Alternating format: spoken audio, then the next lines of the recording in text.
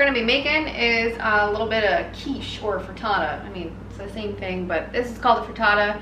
It's the soy chorizo frittata that I got from the Trader Joe's recipe website, and I am obsessed with this. And we didn't have any salad or lettuce for salad for lunch today, and I'm home because it's Friday and I only work 4 days now, so hashtag blessed. But you know, what I'm gonna do is make this frittata. My coworker runs a sanctuary farm and she has a ton of chickens. And she was like, what am I gonna do with all these eggs? And I was like, give them to me because I want some frittata. So I'm gonna make that today. I've already done up the peppers and onions. And the peppers are, I left them in rings so that you can see that in the frittata itself. And the onion that I did was just a half an onion. I needed to buy a really big one because I'm using the other half of the onion for another recipe this weekend. I'm making watermelon salad, and hopefully if that one is gonna be a triumph, then maybe I'll be able to make it here. Just stay tuned, I guess. So yeah, I did the peppers and onions, and I've also got the 21 salute that's needed for this recipe. It's a Trader Joe's specialty thing. But you know what? You don't have to be super expensive. You don't have to buy it because everything that goes into it probably already have in your pantry. Shh, don't tell them that. Although they probably know. It's just a thing. So what I've done is I put all my little special spices into this bowl. And I have black pepper and ground cayenne. I've got cumin. And I got garlic powder, and I've got some ground mustard seed. Now the mustard seeds that I use in the pickle video, this is the same exact thing. I just have that mortar pestle thing and I smush them up and I make my own ground mustard because buying ground mustard is really expensive. Might as well buy the seed and do it yourself. It's not all that difficult. And you need some celery seed for this and onion powder. And my favorite secret ingredient in this 21 salute seasoning is Italian seasoning, because it has everything else that you're gonna need. You don't have to buy the extra marjoram or savory or oregano or basil, like, even though we have oregano. It's all right here, so you don't need it in like all these other little separate bottles. Italian Blend has those blends that you need, and it's perfect. So I've got a few shakes of all that together. It calls for 5 in the recipe. I do about 7, that way it just pops a bit more. So what I'm gonna do is shred my cheese, and this recipe calls for like their specialty cheeses. It's a Trader Joe recipe, so that's to be expected. But, you know, any old cheese will do. If you got a favorite at home that you really love, then go ahead and use that. It's not, like, written in stone that you need it. So go ahead, use whatever kind of cheese you want. And just use the biggest blade that you have on your grater. And you could also just do, like, a regular bag cheese if you want. Save you some time. But we like to buy the block cheese because we'll just chop it right off and eat it. And you'll need about a cup of this.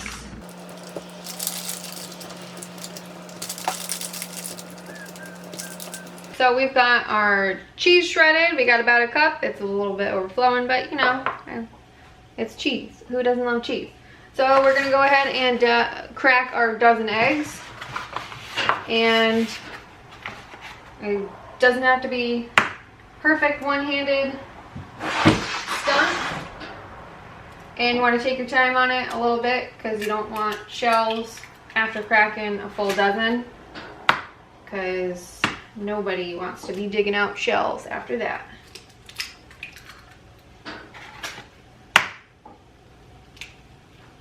And to this, we're just going to add 1/3 of a cup of milk. The recipe does call for half and half, but I never have regular half and half on hand.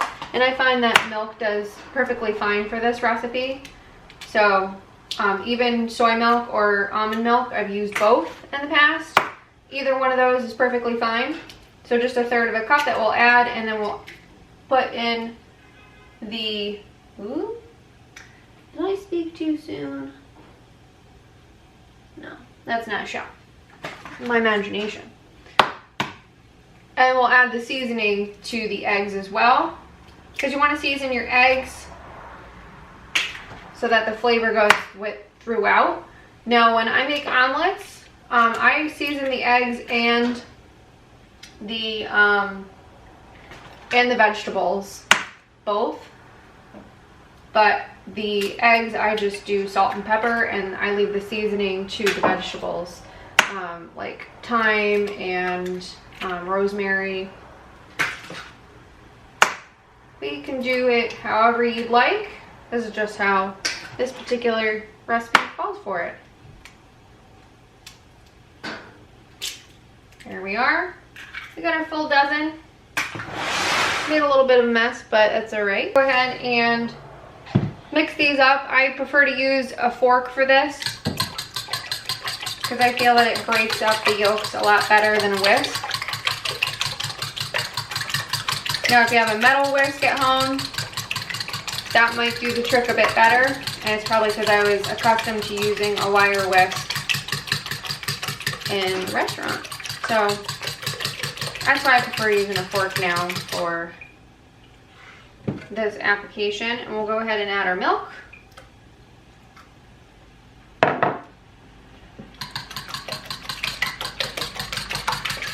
And you can see that they're getting to be a bit of a yellow, like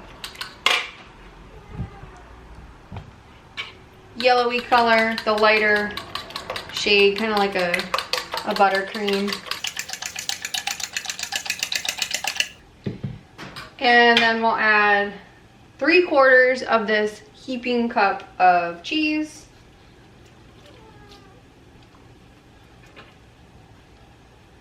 And I've already got my stove going for the peppers and onions to start getting all translucent. Not too translucent because they were red onions. So we've got our cheese incorporated in here. And we'll just toss in our 21 stand-in salute.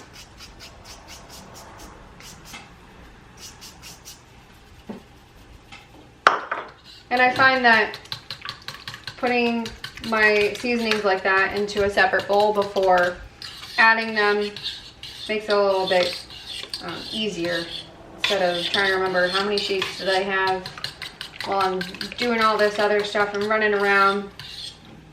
So this is all nicely incorporated, and it's turned that buttercreamy color. And we'll set that to the side for right now. So we're over at the stove. We've got our peppers and onions going over here, and you want to make sure that everything's cooked evenly, because this is going to be in like a showcase piece to your frittata. So you want to make sure that everything's cooked evenly down.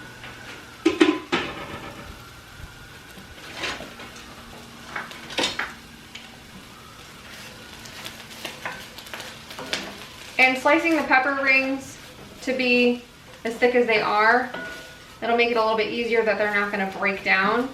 Now this isn't like the entire cooking process for these veggies, but you do want to get them a little soft, so that way you're not crunching on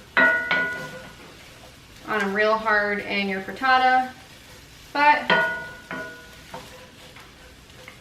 they are going to go into the oven as well. Because the second component, and the reason why I'm doing this in my cast iron, and I might have mentioned this before, is because you can put your cast iron straight into the oven and finish cooking your meal there. It's super cool, and I would have never thought to do this, but you can throw it in the oven and it's less things to clean up. Now there is a bit of cleanup with the cutting boards and whatever, but for cooking pans, this is super easy. You're not transferring one thing to another, and I really like this. So this recipe does call for setting the oven to 350 or 375, I believe it is, but I did my oven to 400 because, like I always say, we have a gas versus electric, and I like to bump it up a little bit more just so that I get more heat instead of waiting longer to eat, because I'm hungry. What we're gonna do now is try to open up this chorizo. So chorizo is a new thing to me a little bit. It's a spicy kind of flavor profile, and it's traditionally a meat, but this one is a soy one, and I don't know why I wanted to try this soy chorizo, but I felt very pulled to this recipe because I love frittata, and this seemed like a really cool idea. I had never really had chorizo before, so I gave it a whirl. This stuff is stinking amazing. So I'm gonna go ahead and open this up, and it's just one link that's in here, and you only need half a link for the recipe. So you're like, what am I gonna do with the rest of this weird soy chorizo that I've just purchased? Well, here's a cool thing that I've done. I make nachos with it. And of course they market this at the store because, I mean, they're going to. But I did it before I even saw any of the marketing a couple days or yesterday, and it's a really good idea. It's something definitely unique. The flavor is so on point. It's nice and spicy, and you just sprinkle it out on your meat or on your chips, and it's super simple. But for this application, all I'm gonna do is I got my scissors, and I'm just gonna like slice this open. And it's just a plastic kind of casing around the quote-unquote meat.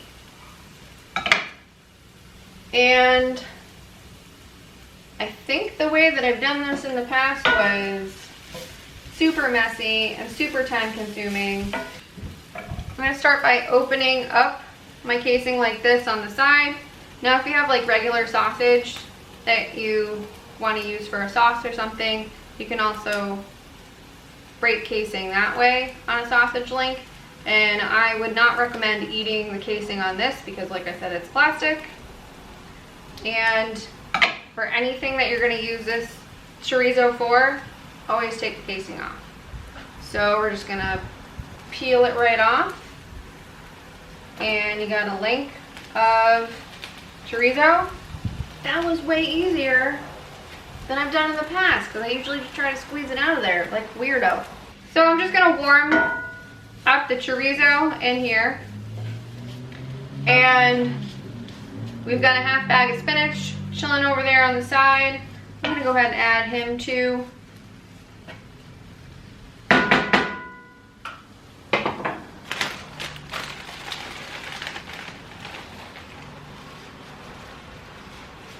There we are.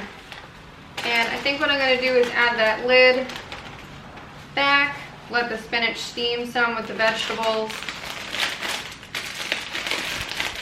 And then we'll be ready to rock and roll, put the eggs in there, and then stick it in the oven. We'll see what kind of magic we can make. Okay, so it's been about 5-ish minutes and all the spinach has wilted. And you want to make sure that everything's evenly coated on the bottom of the pan because, like I said, the peppers that you cut up into those rings painstakingly, that's going to be part of your display because you eat with your eyes. And you're going to want to be able to see that. So we've got them all laid out here nicely. And I can bring this over. You can see how it's all cooked down like that. And the spinach is totally wilted. And the peppers have softened and the onions have softened too. So what I'm gonna do is add my eggs. And I'm just gonna give these a quick stir around just because they have been sitting for a couple of minutes. And we're gonna pour this in evenly. And this is gonna cook for about 4 to 5 minutes because you want the eggs to start to cook, but you don't want them to get super hard until they start to get a little jiggly. So we're just gonna make sure that all the veggies are in there and coated, and we're just gonna let this sit, not touch it. I'm gonna throw a lid on there because that's what I feel like doing. So we're just gonna let this sit for about 5 minutes, and then we will be back to check the consistency of it.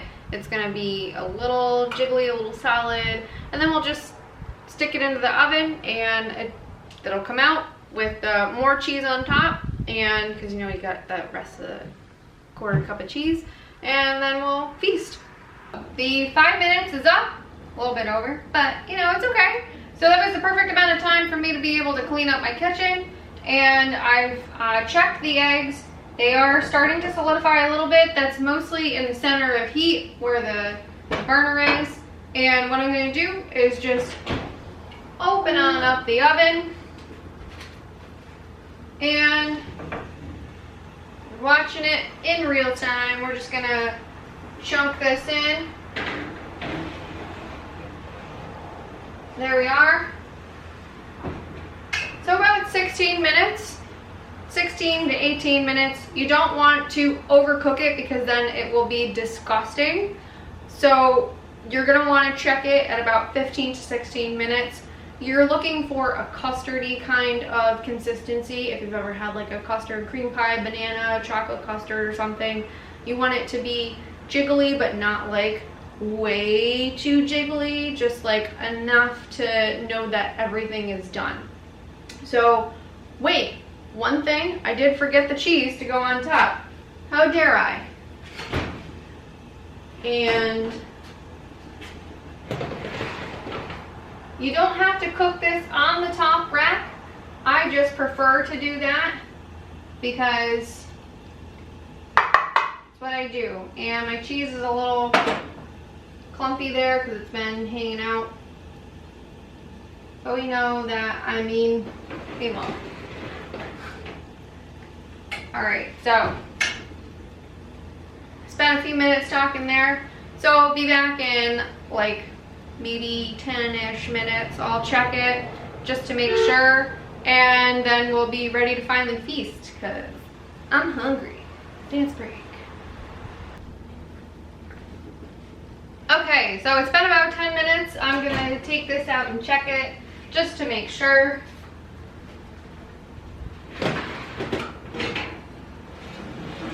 And I say that this puppy is done. All right, so you can see it's definitely solidified.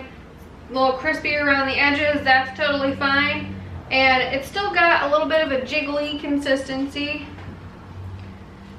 Let's see. Is it though? Is it done? Maybe it's just it's not fat from the meat because it's not meat. But maybe another minute. Just to make sure. Because you want the eggs to be totally done. You don't want them to be runny and raw. So about another minute. And yeah, we'll take it from there. So it's been about another minute. And I'm gonna go ahead and check the frittata one last time. Because I think that extra a little bit and it did do the trick. All right.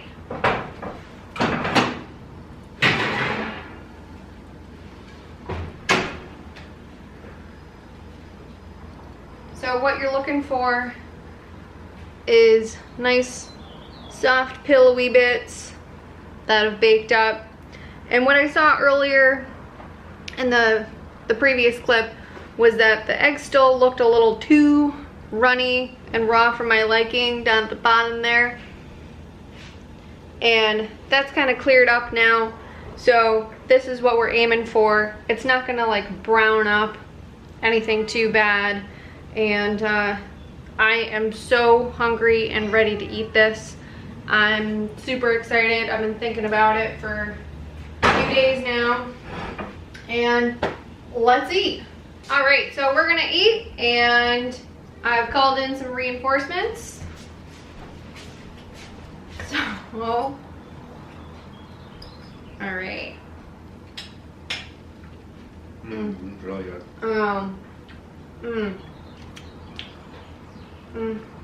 Get the nice spice from the chorizo. There's not too much. I just know that it's there.